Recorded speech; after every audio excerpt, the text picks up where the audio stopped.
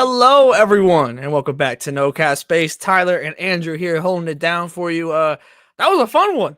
The Indiana Fever survive, I think would be the word to use. That comeback from the Seattle Storm. We had a big trade this morning. I had my emergency thoughts on it, but Andrew, we're certainly going to get your thoughts on it as well. And a little something special today. We currently have boots on the ground in Atlanta. Shawnee is currently, as we speak, in the post-game press conferences, and she's going to tap in with us. We're going to get a little live shot action going on. We're going to see what we can make happen. But Andrew, the Indiana Fever kind of just keep winning games.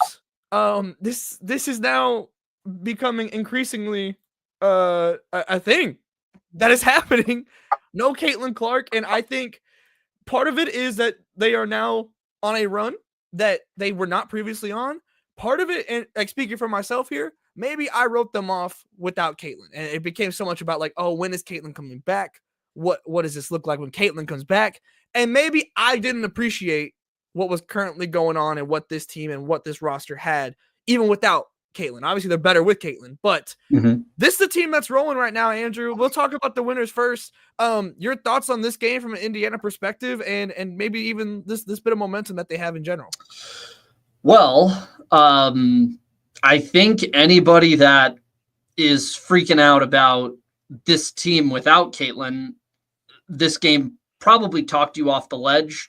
I mean, it was obviously touch and go toward the end there, right. And Seattle just bricked the shit out of a few threes. Dude, brutal.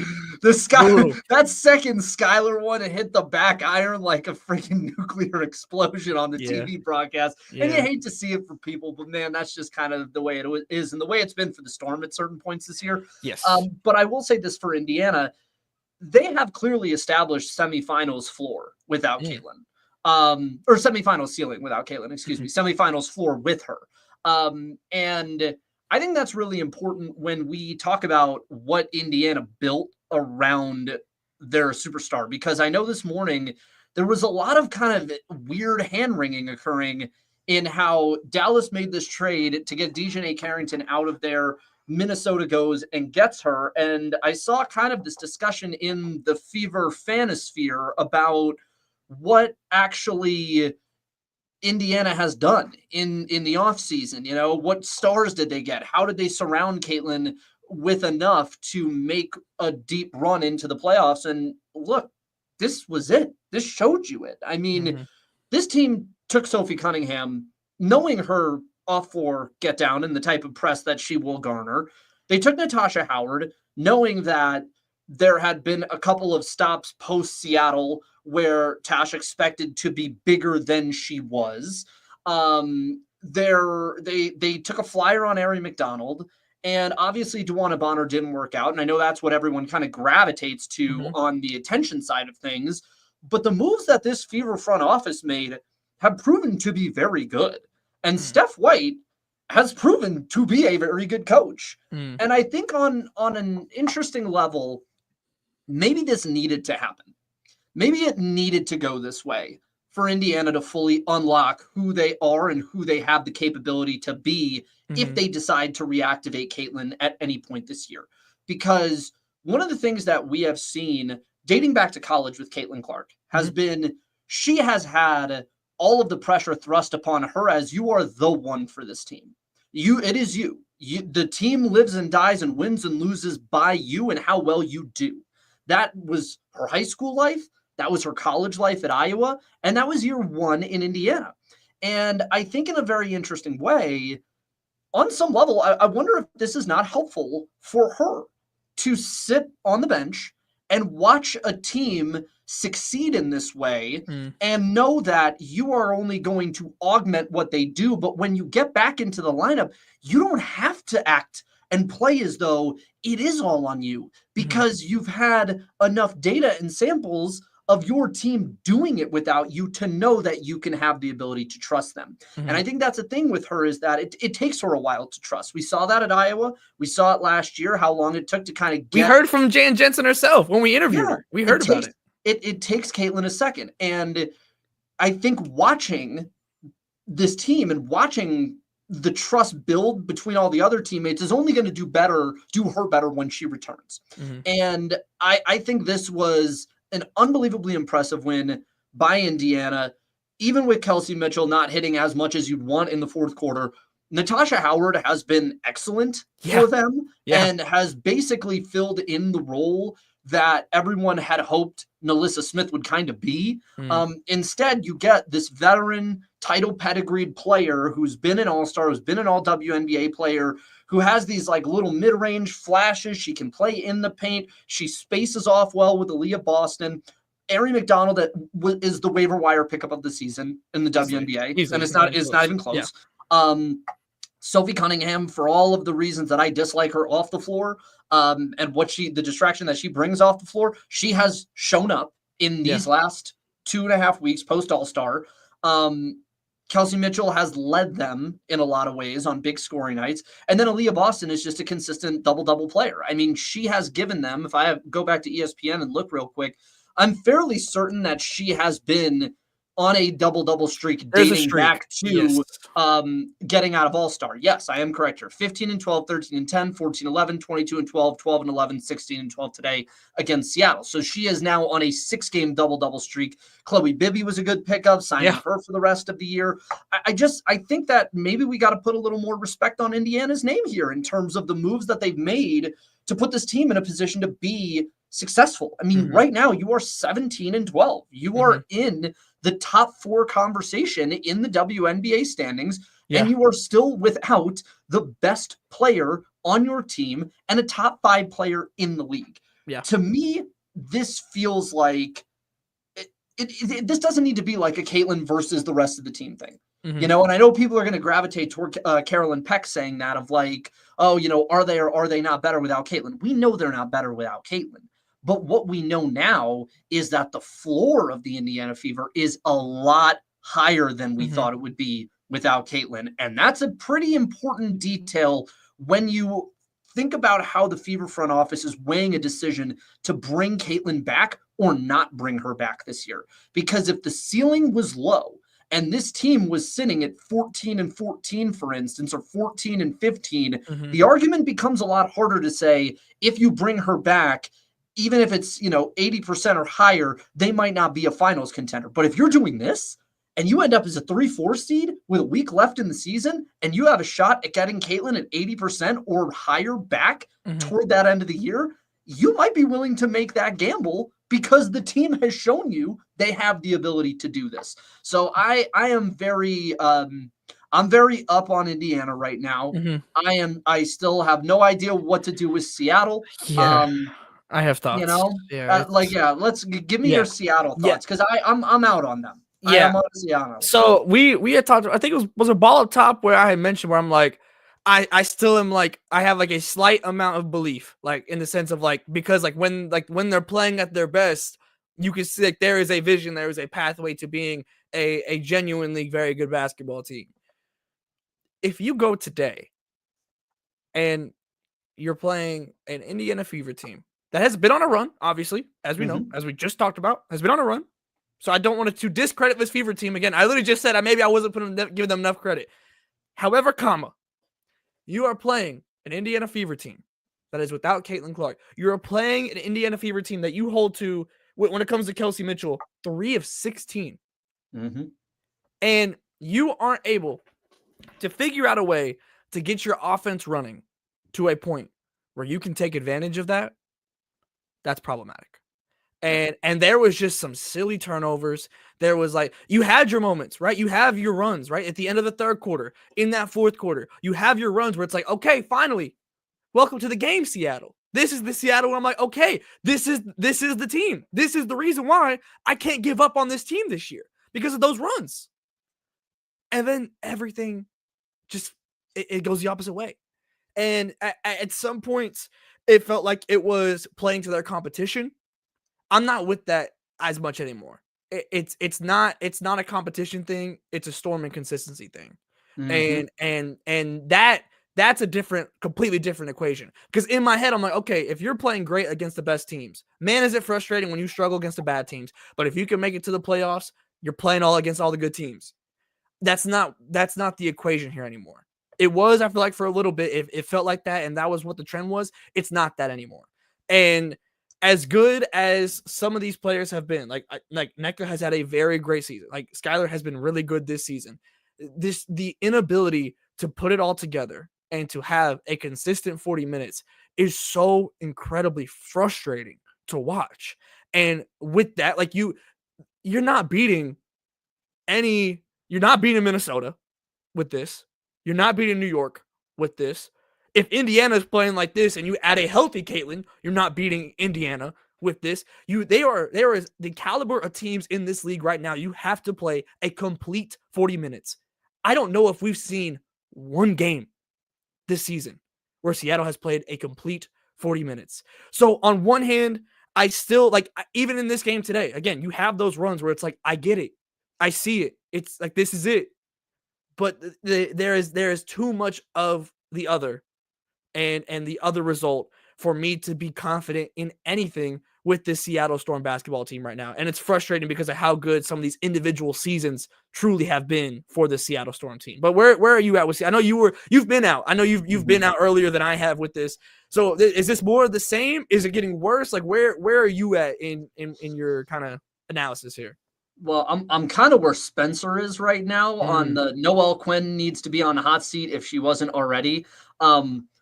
Noel Quinn kind of gives me some, like, I don't even want to say Mike Budenholzer because, like, Bud won a title in Milwaukee with Giannis. Like, but I guess what Bud's reputation in the NBA was prior to that, it feels like that's where Noel Quinn is. Like, you're doing less with more. And I think that's a thing that concerns me about her as a coach is, like, she repeatedly does less with more. Since the All-Star break, they're 2-4. Losses to Dallas, Washington, LA in double OT, and Indiana. The two wins are Connecticut and Chicago, which frankly are not super impressive when you consider those are the two bottom teams in the league right now. They get a really competitive stretch here coming up. Minnesota, Vegas, LA again, back-to-back against Atlanta, Phoenix, and that's between now and August 17th. You can show me a lot in that period of time. Yeah, for sure. But the issue is, like, you fall asleep against teams that you should just beat the shit out of. And I don't understand why you can't do that on a regular basis with the talent on this team. I get you don't have a second guard and a second defensive stopper with Jordan Horston hurt, but frankly, you needed to do a little more in shoring up your backcourt if that was going to be the goal. A team that has Ezzy, Nneka, and Dominique Malonga in the front court should not be having this much trouble against Natasha Howard and Aaliyah Boston, who combined, mind you, 17 out of 23 from the field in this matchup, right? And so that to me just screams that it's not good enough, to be honest with you. And also some interesting Aaliyah Boston statistics for people. This from across the timeline. The 6 straight double-doubles from AB is a new Indiana Fever franchise record. It's her 15th game with 15-plus points, 10-plus rebounds, and 60% or better shooting from the field. In WNBA history, only one of the GOATs, Yolanda Griffith, had more through her first 3 seasons. Also ties Crystal Langhorne for most by a player before age 24. So some pretty good company. Like you can get with that company. Like Aaliyah Boston, bro. Like that's absolutely crush it. But to get back to Seattle, I just there's not enough of a bench here. There's a steep backcourt drop off. But I also think some of this is Noel Quinn just not giving what you need to give. We were asked, one of our ball knowers in the subscriber chat on our Substack, nocapspacewbb.com, consider joining the ball knowers. Mentioned that, will there be any coaching turnover this year outside of obviously like the expansion teams hiring new head coaches? I said that among the first-year coaches, I think everybody's going to be safe. And yes, that includes Chris Koklanis and Tyler Marsh. Noel Quinn might be the one.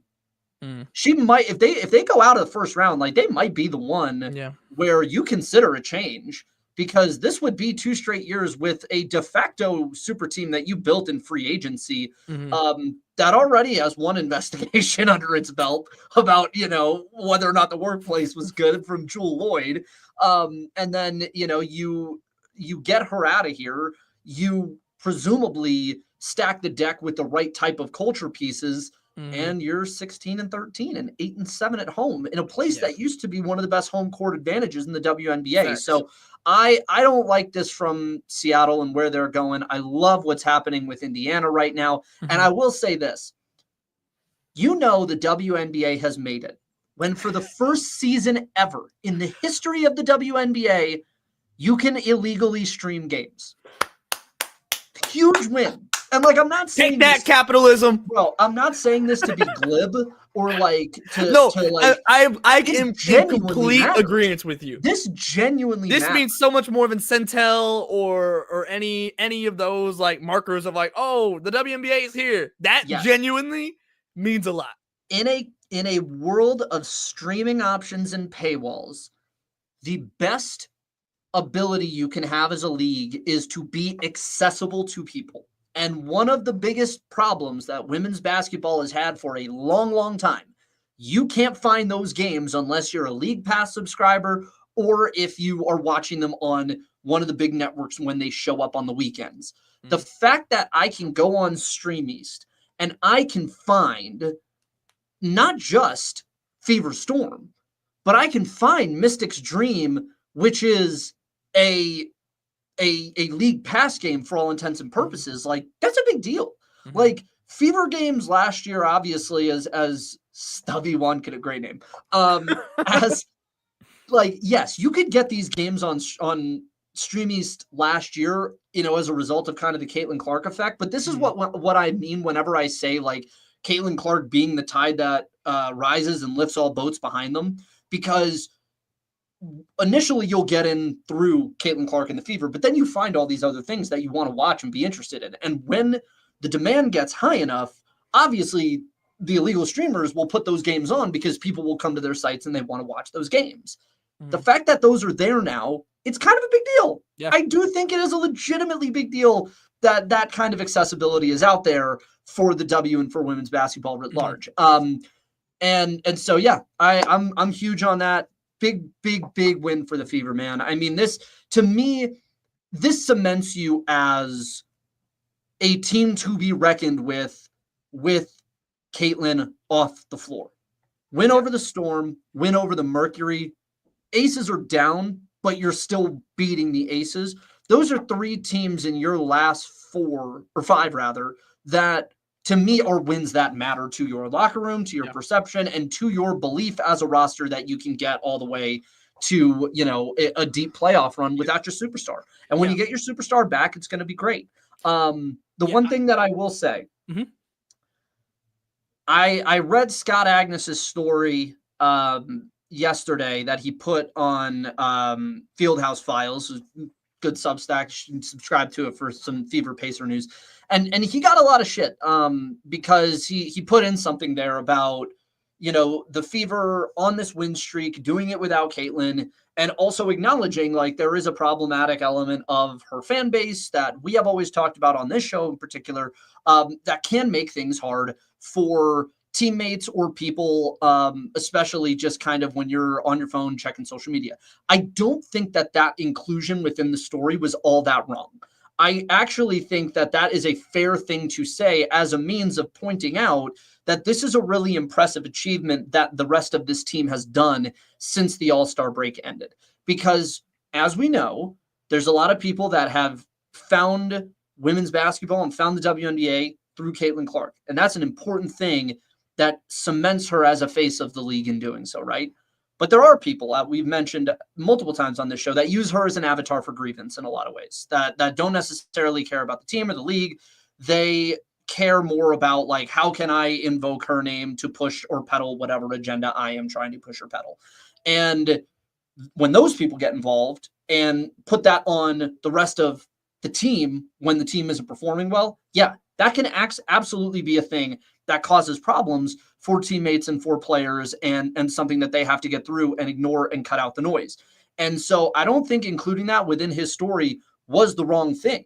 But I am of the mindset that that's an important thing to consider because every team with a superstar deals with that stuff in any sport. And so I think it is a good, noteworthy thing that the rest of this team, without Caitlin, have managed to block out any additional noise around them, their individual play, or the team's play, ripped off a 5-game win streak on the back end of the All-Star break, and now show that they're good enough that you reasonably can tinker with the idea of bringing her back this year, when maybe 2 weeks ago we're not having that same conversation. So I do think Scott needs to get a little bit of slack, and frankly, I think the Fever front office needs to get a little bit of slack, because they have very clearly shown that this is a team that is worth potentially gambling on. Now, I want to say this.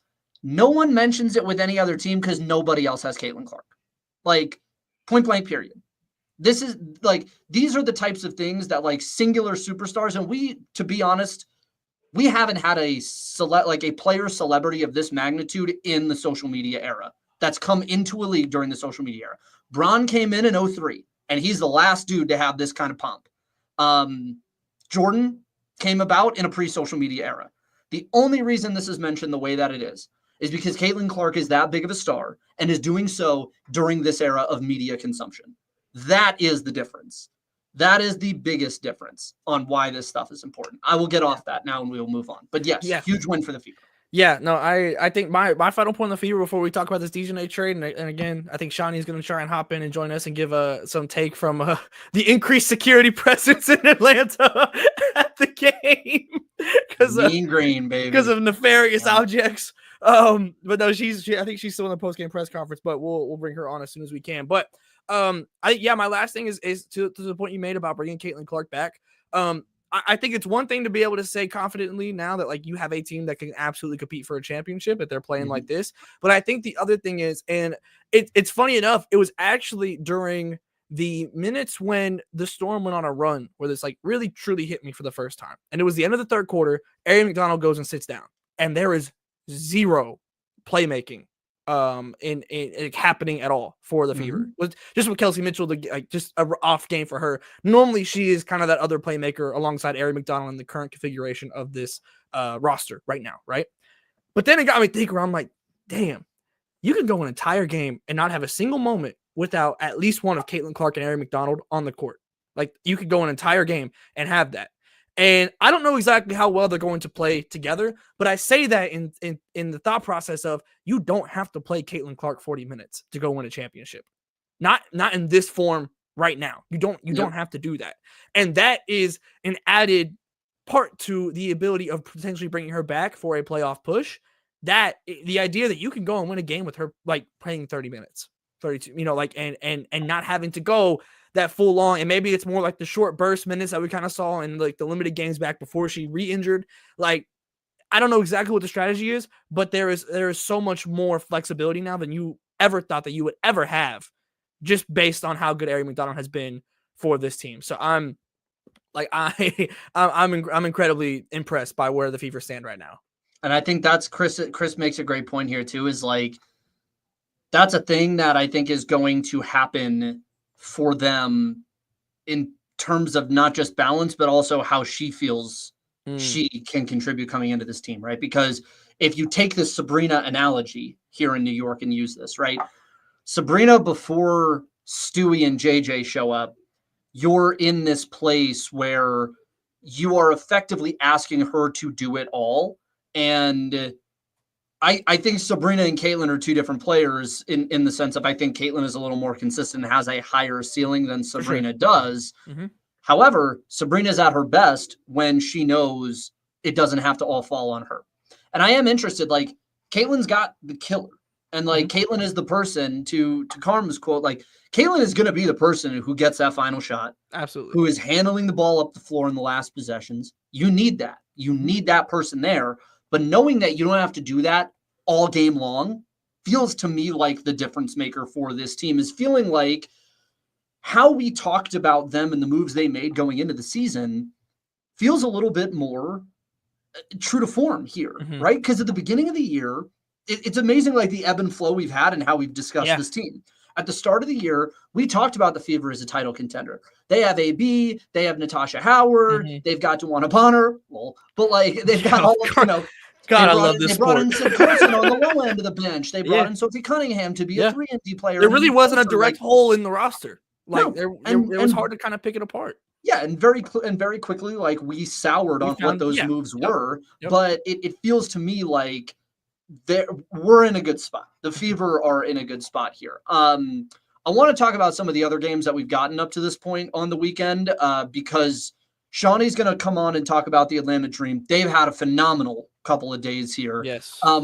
I want to talk about the LA Sparks and the Minnesota Lynx, because the Lynx, obviously we'll talk about the DiJonai stuff, but Mhm. I want to shout out the Sparks, because the Sparks, to me, are very quickly becoming a fascinating late season watch. Mhm. Cam Brink has had minutes ramped up. She was in crunch time, but the foul problem It's that it we bro, mentioned on bro, Ball Up it Top is last week it with is Greer. a loop. It Time is time like is time is it's really the final fatal flaw in Cam Brink's game, Mhm. is potentially fouling out Mhm. in critical situations there. But her and Azare, and now they just signed Alyssa Peely this morning to a Dude, 7-day contract, which can we reunites, mind you, can we reunites Alyssa Peely with Lynn Roberts, her Utah head coach. dude, And if there's anyone who knows how to cook with Alyssa Peely, dude, it's Lynn I'm Roberts. so I am excited. fucking Friend of no psyched cast for space, this. Alyssa Peely, I am bro. so psyched Like, for this can move. Oh can my can I God. just, like, real quick, it's so weird. Like, it's not actually weird, but it's so weird to me that Cam Brink and Alyssa Peely are teammates now. Oh, so dope. That's so weird, but, like, So I'm so dope. I love it excited. so Like, much. it's so incredible. But yes, no, they've been incredibly fun, and, like, I have been harsh on the LA Sparks to say the least. But this is now the best form. Shout out to them for trading that number 2 pick for that second round exit at ceiling. But, like, it's like, Hater shit. dude, I still just this is not a championship team. Is it a fun team? Absolutely. Yes, Because but that's all it needs like, to be right now. oh, They're so brother, you don't young. you don't They're trade a so number 2 young. pick to go and be a fun team, but alas, Bro, they're that's ahead that's of schedule. the They're ahead of the schedule, dog. And the the I'm but gonna it say has been this. fun. Like, I'm genuinely gonna say speaking. this. Lynn Roberts, I know that it started off funky, but Lynn Roberts knows how to coach, man. Like It's definitely the come clipboard, around. the clipboard has shown up. Her and Rakia obviously have figured their stuff out. KP's playing less hero ball. I'm so interested in what this team is going to do, because I mean, yes, that loss to the Aces was a tricky one, but dude, this Tuesday game, Sparks Fever, that's going to be fun. I That's can't going to wait. be an It's gonna be really good. objectively super fun game. I Mhm, cannot wait to watch that. mhm. Do you want to do DiJonai now, or do you want to do the Satou Sabally thing real quick? Let's hit Satou super quickly. So if you're unaware, got essentially benched. I mean, she got benched. She did get Like, benched. not even Yeah. essentially. She got benched. For I believe the term used was lack of energy, and like, not the, like, kind of paraphrase, but it was the energy aspect of it.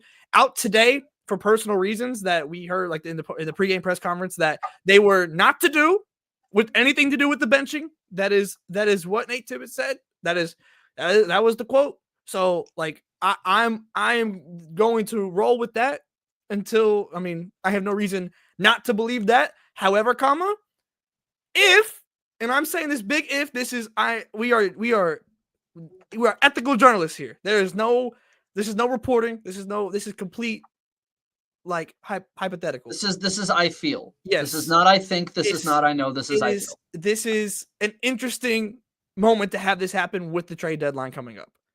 Do I know? I don't even know where Satou would end up, to be quite honest. I don't know what, especially with how much usage she has on this team, and how, like, such a major cog in what has been an overachieving on paper season Mhm. for Phoenix. Satou's been very important for that. She was an all-star for good reason. Like, but this I think the injury and coming back from that has it's been a bit of a slow start.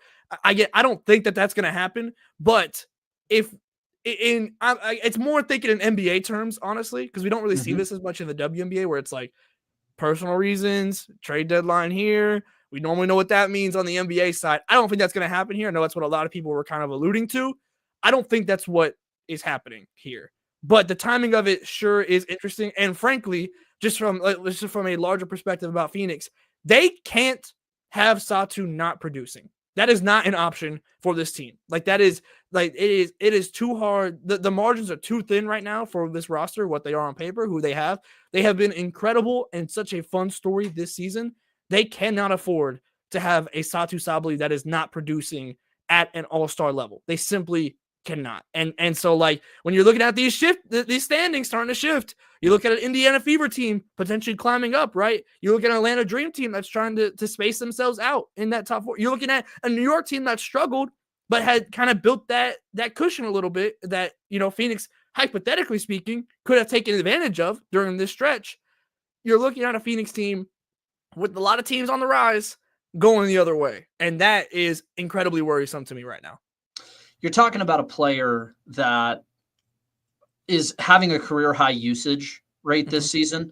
Advanced Stats has her at 31.8% in terms of usage in Phoenix this year, which is leading the WNBA, mind you. Yeah. Like by a pretty healthy margin. I'd imagine. Yeah. If I have it correct, I'll kind of pull these as I'm talking.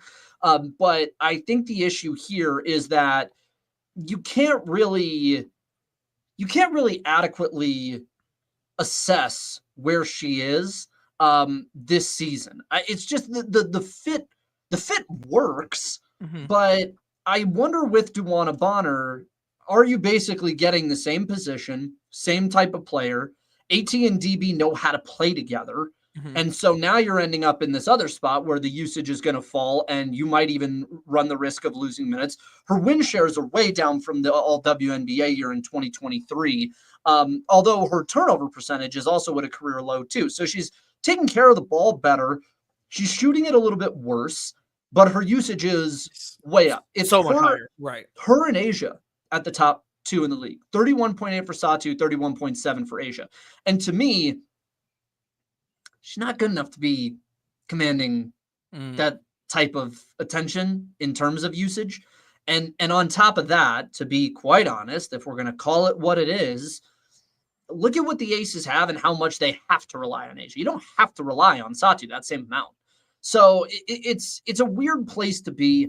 I don't think Phoenix is going to trade her this season. But I will say this, I am getting a little bit wary of players that are kind of repeat offenders of this type of thing, right? I said this about Marina Mabry over the summer or over the offseason when she tried to force that trade out of Connecticut. And it was like, well, you've already done this before, so how are you not going to be deemed a flight risk if you do this again, which could potentially scare off teams from wanting to trade for you? Satou burned some bridges in Dallas on the way out, which, was understandable in some respect. You burn a second, man. Like two is a trend, three is a pattern. You know what I mean? And I think there's a couple players, DiJonai Carrington being another one here, where that, like, eventually that reputation is going to catch up to you if you kind of get this tag of disgruntled superstar. And not to say, like, this is not talking about Satou in a personal sense. Like this is talking about players in the same way we talk about them in all the other sports, right? Like there are a million different players in the NFL, Major League Baseball, in the NBA that after 2 or 3 times being disgruntled, we start to look at you and say, is everyone else the problem? Or do you have a bit of an ego that might need to be reined in a little bit? And I wonder if what we're seeing right now in Phoenix is a little bit of that, like a little bit of, let's figure out how to get you on program in a way that kind of works for everybody. And you have a fork in the road option as a player there. Either you do it or you don't. And so Phoenix is in a precarious spot as a really talented team that has a lot of top end players, that has 1-6-7 player who has to do the lion's share of the work and doesn't get the starting minutes in the front court. And when she's not on the floor, you run up against major problems against New York, against Atlanta, against Minnesota, because all you have is shooters and defenders. You do not have true bigs on that lineup. Satou at 6'4" is one of those people that can give that to you at that 4 spot if you want to go smaller and have AT as your point center, I guess. But I'm curious how this goes. Like this, again, you have one way or another. That's it. Like there is no place where you can straddle this line for a point a point in time, because all that does is kick the can down the road until it becomes a real problem. I don't know who you trade her for. She is an expiring deal. I don't think we're going to get I want to say I don't think we're going to get major trades, but we're about to talk about a major one that happened this morning. So, I'm kind of negating my own argument in a sense, but I don't know who's willing to give up the assets for a player that is already signed to a 1-year deal and already showed you that, 1 year doesn't necessarily mean she's going to stick with your franchise. Yeah. Are you willing to give up assets for a person for what might equate to, a short-term rental? I know one that will, because they got the money and the assets to spend, and that's the New York Liberty, because, that's the type of greed the Bible speaks of. But I don't really know anybody else who I think is in a position to contend with Phoenix or Minnesota and is willing to send that. And no, I didn't set a narrative that she's untradeable or disgruntled. I'm saying that if you do this multiple times, you might not always be the innocent one. I think that is a very fair statement to make. Like, this is the Kennedy thing, right? Like, after your third team, eventually you end up at a point where, like, we are going to have more trouble defending you as a player because it's multiple times that this has happened. So yes, like, it is worth watching in the close, in the short term, because if we get to 2 or get to 3, it could end up being a pattern. That's all I'm saying. Yeah. I see we got. Here we go. We're getting set up. We're getting set up right now. But yeah, no. Again, so the personal reasons, obviously, not was said from Nate Tibbetts to not be a part of the benching. We will see how that plays out until anything further happens. That is exactly what I am rolling with. And when presented with new information, I will have new things to say. But coming live with the boots on the ground, Johnny, what's good? What's good from Atlanta? Come on, Boots. Come on, Boots. Yeah. No one was arrested today, so happy to report. We've been 1 day without dildo. Let's go! Deal no.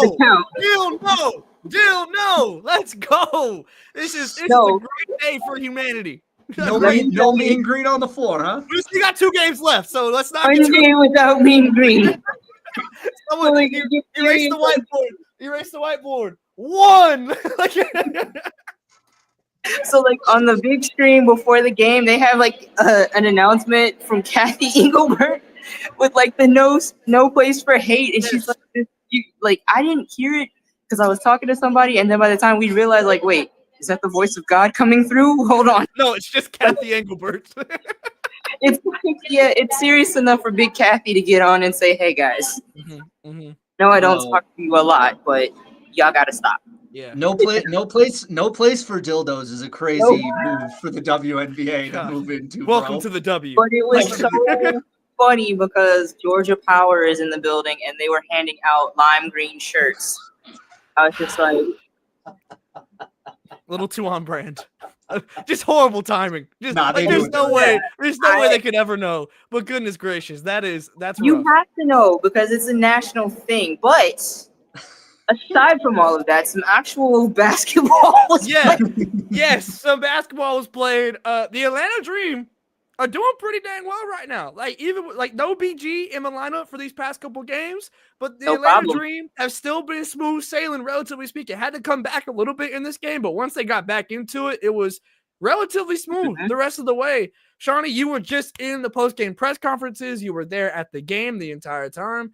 Just your vibe check right now of Atlanta. I know you've been at the past couple games here. Like, what is the vibe here with the Atlanta Dream? Vibes are good. They're quite positive. I think one of the things, because now they're getting ready for a 2-week road trip. One of those games being in Vancouver. So they go from they just played 5 games in 7 days. And we're like 1 shot away from going 5-0. And it's not just like, a little week straight. They had Minnesota, who they beat. They had Phoenix, who they beat convincingly. They had Dallas Wings, who look, I was told they was a playoff team. There you go. Here you go. Look, you got your credential on still, bro. You can't be hating. Come on now. Oh no. Boots on the ground. Hey, this wicked. Excuse Come me. on, reporter voice. Come on, reporter voice. So, and then they have a solid watch. The Mystics are like they do their thing. They are never a tough out. So it's like they've played some really good teams, and then when they go on the road, they're getting ready to play the top teams of your Seattle. I think they got Minnesota again. They're going to be coming home and playing the Liberty soon, so it's like they're ready for it. And one of the things they were saying in post game is like, now we have some time to practice because we have not had time. Crazy, but yeah. When they played the Wings, it was literally 24 hours after they played the Valkyries. So it has been a very condensed schedule. That's one of the things I was a little concerned about, like when would the crash happen? And I thought today was the day they hit the wall, but like played right through it. Just Jordan Canada, I need her 40 time. That's my next thing. I need to see basketball players on a football field and we get some 40 times because she's quick. But like she's attacking, creating some easy baskets downhill, and that sparked it.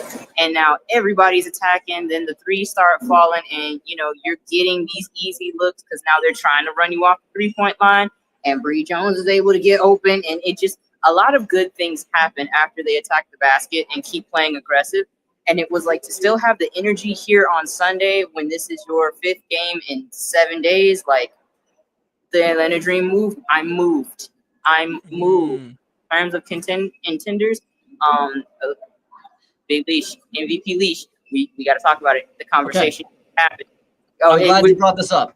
All right. First of all, buying or selling Naz Hillman 6th Woman of the Year, buying or selling Alicia Gray, first team all WNBA, 2nd MVP voting. I think this is considered insider trading. So, but I would like to tell the people buy both, because for me, the last spot is going to be between Sabrina and like Skylar and maybe Paige, I guess, for first team. Leash has already locked it up for me. Just in my opinion, I think he's done more than enough to earn. Hold on, I clean it up. You keep doing your thing. You're good. You're good. Power through. Hold on a second. Come on. Don't get embarrassed now, Boots. Come on now. Like somebody was like they're moving the garbage, so I don't know if that was indicative of how they feel about my take. Like I don't know. That's crazy. Like, they said, "Man, this girl sucks." Here, go ahead and throw your take in the rest of the trash. Come on, Boots. But no, like for me, she's already locked up first team. I think Fee is still in the the front runner for MVP, but you gotta add Leish's name in when you name like top 3. Because what the Dream are doing right now, they have beaten some really good teams. Up next, New York, man. We just got to get that New York win, and we start having a real conversation. Even though it's kind of common now, because like the Wings and the Sun and the Blinks, like a lot of people have beaten the Liberty, so they all kind of technically might have a case for MVP. It gets a little wicked. Oh, but there you go. Okay, now you can. It's becoming a little commonplace for people to beat the Liberty, but like, no, if they keep on, it's getting spooky for the rest of the league because they got the tools. They have the tools. They have the depth. If you're subscribed to our Substack, which you should be, because why wouldn't you? Like, are you like? Let's flex our literacy. Let's end the literacy crisis, one no cap space article at a time. So subscribe to our Substack. And what I'm about to say contradicts that, but like I put a video up today, so if you're subscribed to the Substack and you don't like reading, we had a video because Satori Walker Kimbrough, who was part of that 2019 championship Mystics team, we talked to her pregame, and she was saying like, our bench had the same mentality in 2019. Somebody gets injured, next person up, and she's seeing that, on this team because they've had Ryan Howard's been gone for a minute. BG just went down. Jordan Canada, I know, had injuries at the beginning, and Pau stepped in flawlessly. Like they've been able to plug and play a lot of people at a lot of places when they need them. It's scary hours, fam. I'm telling y'all, buy stock. Naz Hillman, 6th Woman of the Year. Buy stock because truthfully, I don't know who the front runner for that award is right now. So I'm kind of. Natisha Hideman might have an argument. I don't think it's Nas right now, but it's Nas. I feel the stud bud boost would not be enough to. Hey, don't talk about my friends, the stud buds, okay? Please.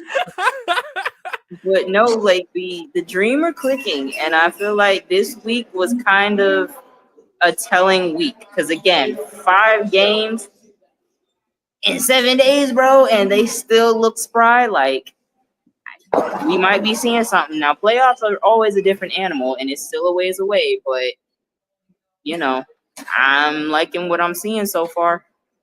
I am too. I've been on the dream train here for a while now, and I feel like the last 2 weekends have been the deciders in me buying in on them completely.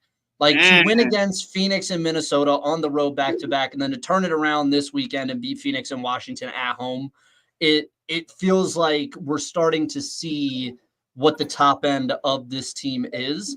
And it was wild is like doing this without BG. I'm monitoring this.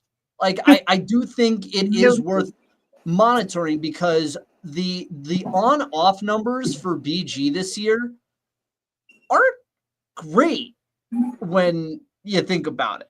Like her plus minus net per 100 this year is minus 13.3.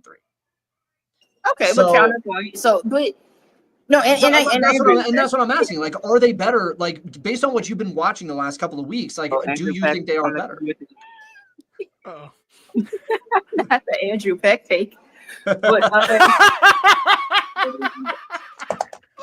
damn, my ass with that. I can't even lie. Got you. I ain't gonna hold you like this. I can't even back you up on that one. That was funny. I wouldn't say better. I would say there's a different level they can take it to because that BG versus Minnesota game, that is absolutely worth noting. Because again, like we've been saying for a year now that Minnesota doesn't really have a traditional big. BG was like, I am in fact a traditional big. So it is high. Traditional big. Realistically, which one of y'all gonna be my like? None of you. Oh, here comes the garbage can again. That one was for Andrew's take. That one. It's a good thing I'm a confident. It's a good thing I'm a confident chick because that garbage truck coming through every time I start talking with it makes me feel a kind of way. That's got to be like a new. We got to put that on a soundboard. Like anytime someone has a bad take, just trash take everywhere. And we don't even let you finish. We just bring out the garbage truck. You're done. You're muted. It's wrapped. You're kicked off. But no, I don't think like. I think it could be a specialized kind of matchup thing. Like, hey, we're going to take advantage of you in a very major way because we have BG and you don't. So if you can, like, save her for these, like, really potent bursts in the playoffs, like, okay, if we face Minnesota in a series or if we face – who else doesn't have a big – well, I mean, Phoenix, Minnesota. Phoenix doesn't really have one. Like, I would say those two are probably the contenders that don't right now. Vegas doesn't have a second big. Minnesota, New York, Indiana are like the 3 contemporaries that do. And even like right now, it would be they're like the 4th. They're like 4-5 with Seattle. And Seattle, you have NECA. Not anymore. It's Indiana. Indiana's up to 5 now because they have the tiebreaker over Seattle. So it's Phoenix and Indiana at the 4-5 now. Oh man! Don't give us that series, please. Don't give us. Oh Lord! Yeah. Oh God! I feel like if anybody deserves it, that would be me because I didn't get to see All Star. Yeah. Like, hey, and that was a battle at the start of the season. Like they was going at it. Need somebody to go against Aaliyah Boston. She kind of hates Aaliyah Boston for. Whatever reason. Well, hey, no, excuse me. Let me not say hate. That's a bad word in this space. Nobody hates. There's no space for it. There's no space. You heard Kathy. Yeah, she just appears to not be her favorite person on the court matchup. That's my take. You need BG for if you got Indiana. Yeah. Because I don't want to send everybody like single coverage. Like that's the Bree Jones having to deal with Natasha Howard and Aaliyah Boston. Like that's a bit. So So I'm not gonna say like they don't need BG. Like it's just like if we can use her in these, like I said, potent bursts, it could get scary. Yeah. There's honestly, when you think about it, there's probably more series than not where BG, whether it's taking advantage of the other team or trying to shut down what they're good at. If you get a good BG series, there's a whole lot of teams that this Atlanta Dream team can go through. Even if it's just as rim protecting, like 100%. No, I mean, it's still BG at the end of the day. Like obviously, like it's not prime BG we're talking about here, but we see them flashes at times. And if you just get a couple good, you get 10 good games of BG in the playoffs, it might get crazy. Shawnee, we appreciate you coming through. One final take. Why are you kicking me off? I'm not allowed. Do you want to stay? Like I talked about Fever Storm yet? I was trying. Yes. Do you want to give a Fever Storm? I gotta go. Take? I'm good. You guys take care. That's more like it. Yeah. No, but I'm sorry. What was your last? I'll let you give a take to transition us to our final segment of the show. Okay. DiJonai Carrington traded to Minnesota. Your general thoughts, and then we'll let you take off and get away from all the garbage men. Okay.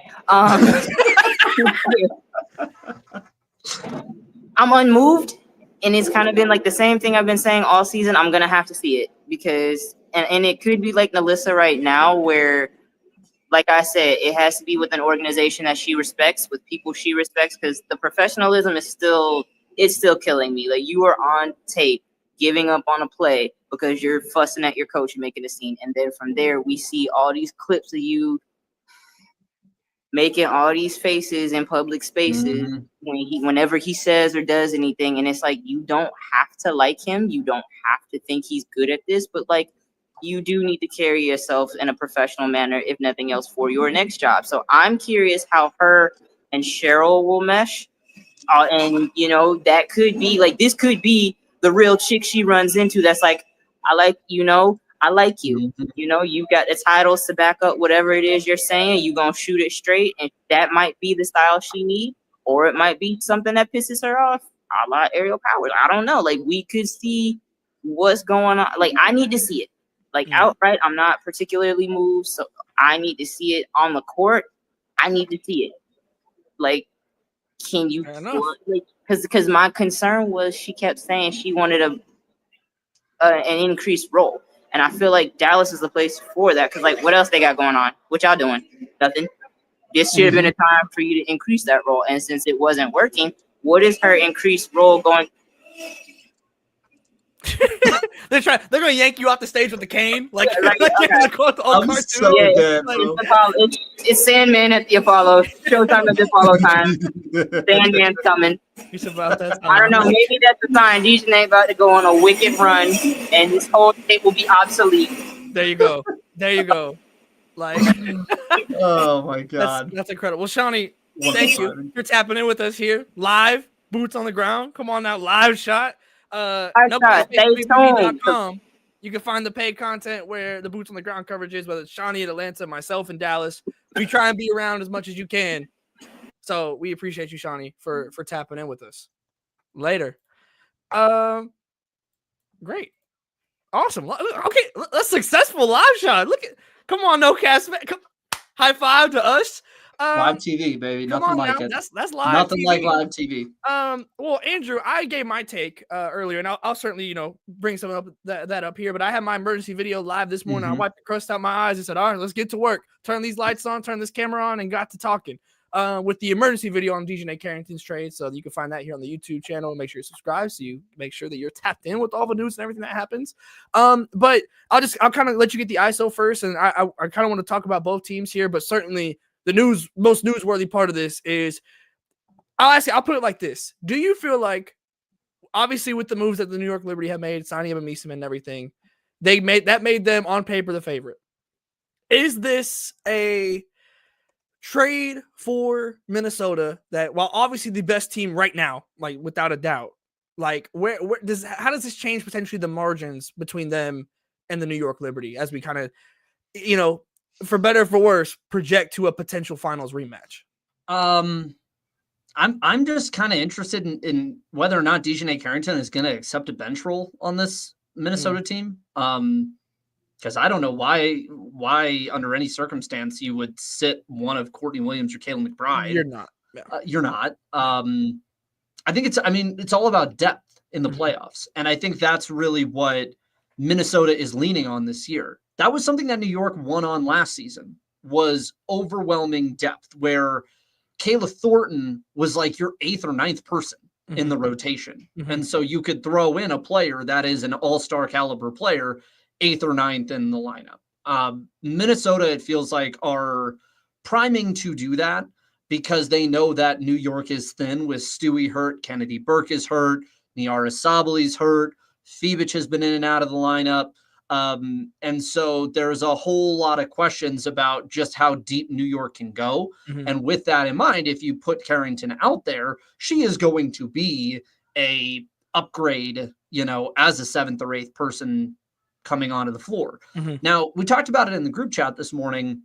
I think winning MIP last year, winning most improved player, obfuscated a lot of what DiJonai Carrington is. I think the MIP season last year might be like the best DiJonai can look. Like, that's her ceiling in the WNBA. And if that is her ceiling, that's totally fine. Yeah. You are a very, very good player. Yeah, like, you're a high-level defensive stopper that's an all-star caliber player. Does that mean you are a superstar or tout a superstar ceiling? Probably not. And I wonder sometimes if MIP made this case or created this belief that like there was more to the ceiling, when the reality is maybe there isn't. And maybe MIP is the ceiling, and that's just fine. But it is fascinating to me to see the Lynx kind of give up on Diamond Miller, which was disappointing. Yes. To be honest, I think Diamond is going to really show out. Dude, thank you. I thought I was going crazy. I see people say it's like a bad deal for Dallas. I love this for Dallas. Thank you. I thought I was losing my mind. I'm gonna be honest, man. Like, I think Diamond has had a bad go of it in the WNBA, really because Cheryl likes running with vets, and you have to be a really transformative player to break into her lineup, especially one that's built to win around Nafisa Collier now. But on Dallas, I mean, we're seeing it with Haley Jones, a player I have given gobs of shit to over the years, for saying like that's her ceiling, there's no improvement, like taking all sorts of like sports talk guy shots. Like, I've done that to Haley Jones for the 3-4 years that she's been in the WNBA. And she is in Dallas, or was in Dallas, and has made a good push to show that there is more to her in this league than she gets credit, for having, right? That to me shows that Diamond Miller can be the same type of player.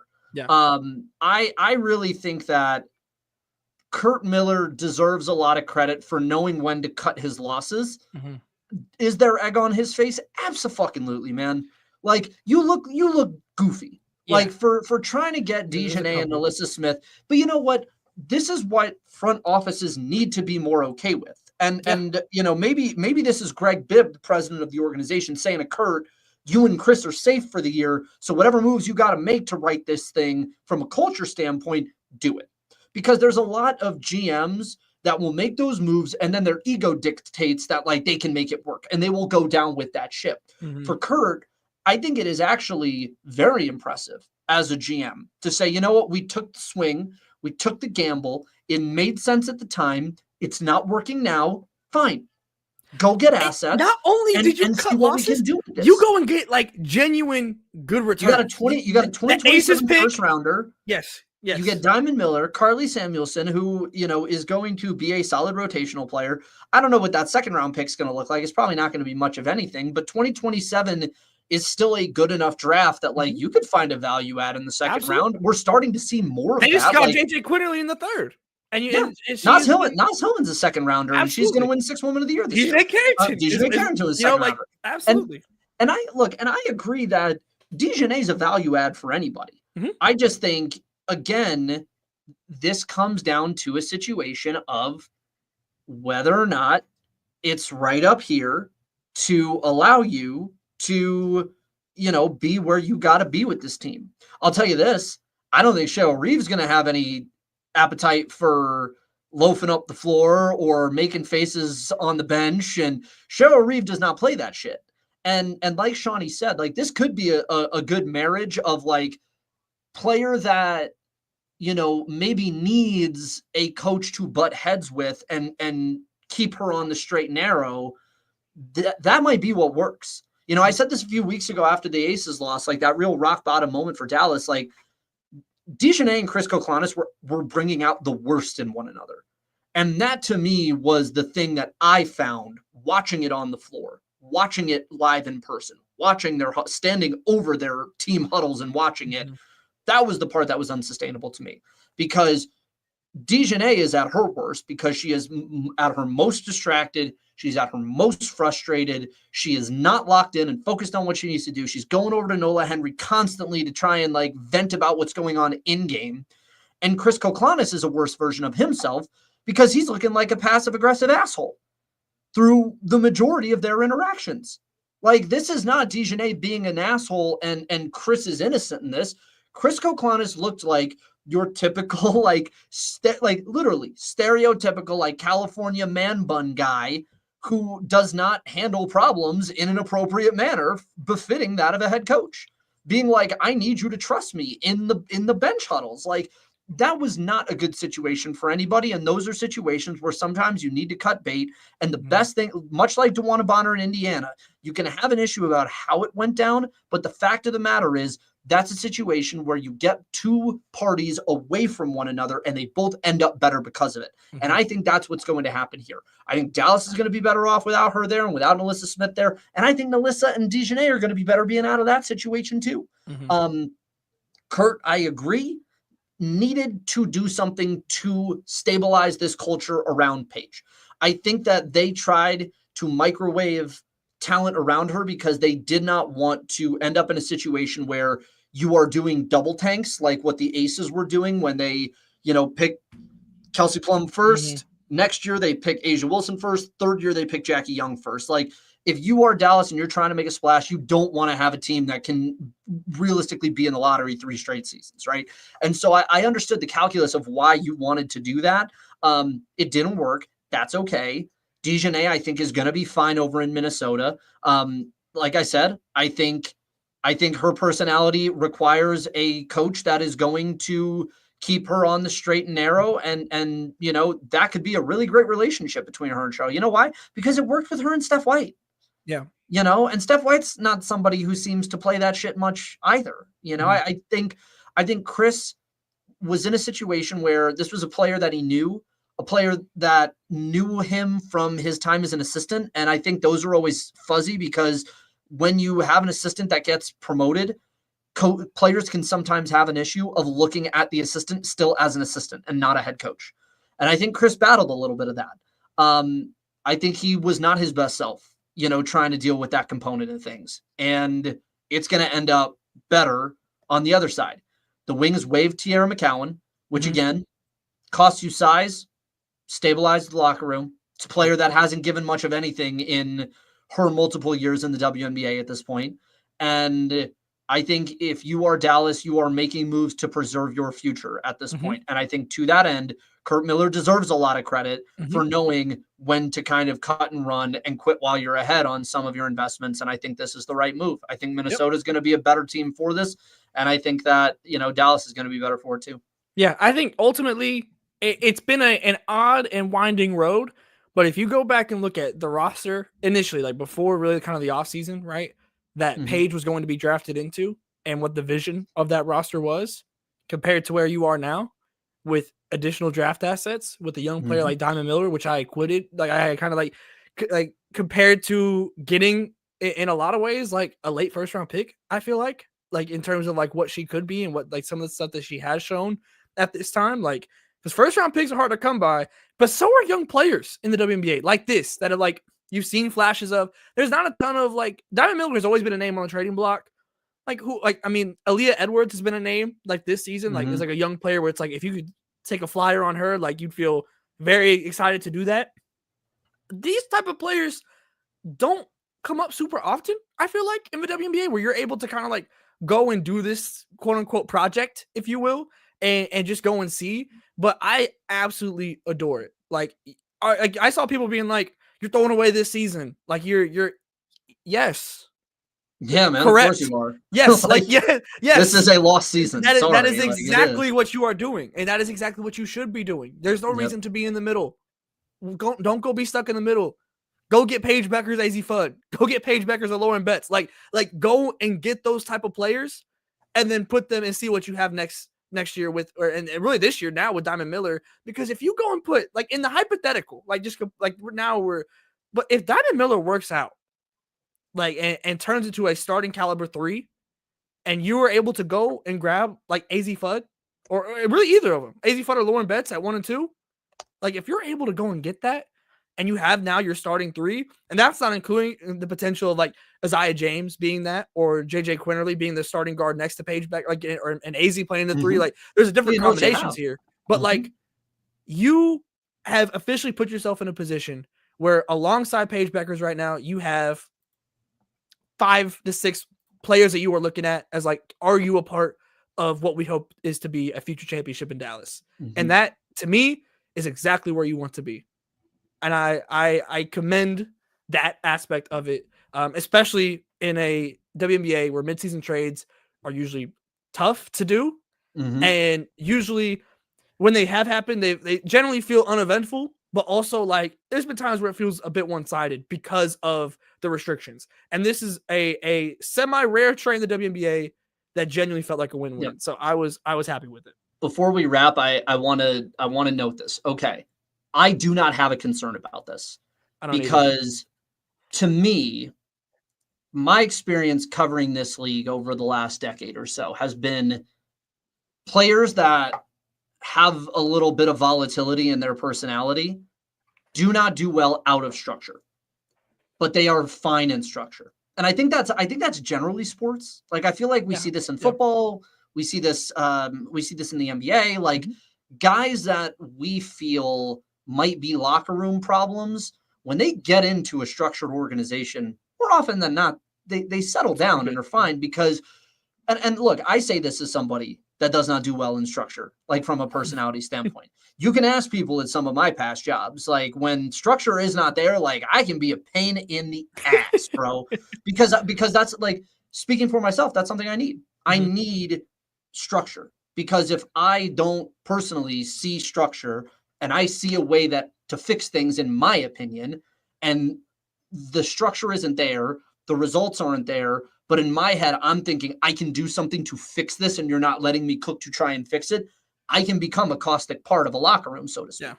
And I think that is with a lot of players, and a lot of people that are heavy competitors. It's why my concern with Satou, to go back to the Mercury thing, is like, that's a team that is together. Like they have the facilities, the culture seems fine, the organization seems fine. And so like, that's what gives me pause about whether or not you're in it when the structure seems to be there. With DiJonai, outside of like the Caitlin stuff, there wasn't an actual problem in Connecticut last year. Like there wasn't a problem of how DiJonai Carrington was in the Connecticut locker room.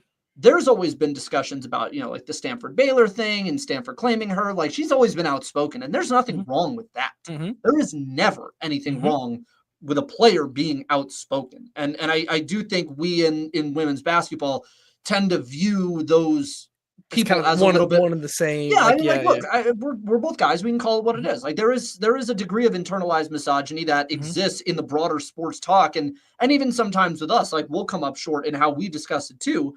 But I think it's more of the thing about structure that allows you to kind of be more together. And I also think like I think this argument, while I totally understand the concern, you can't do this when stud buds exist. Stud buds exist live every off day. Fair enough. Like it is one thing to say like, yes, like maybe she could run to social media and make it a problem. Like you've got stud buds out here soliciting Barstool. Like you are at this point here where I think Cheryl is the type of person, and I think this comes from Team USA, right? Like with Team USA, when you're doing the Olympics, like you get all of these different players from all of these different places that all kind of have their own way of doing things and handling business.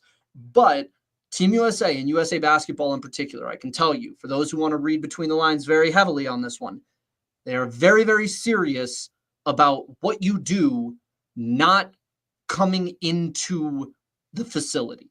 You can do whatever the fuck you want in the, outside of it. But when you're in the facility, you have this degree of focus and degree of selflessness that is required. And that's what Minnesota does.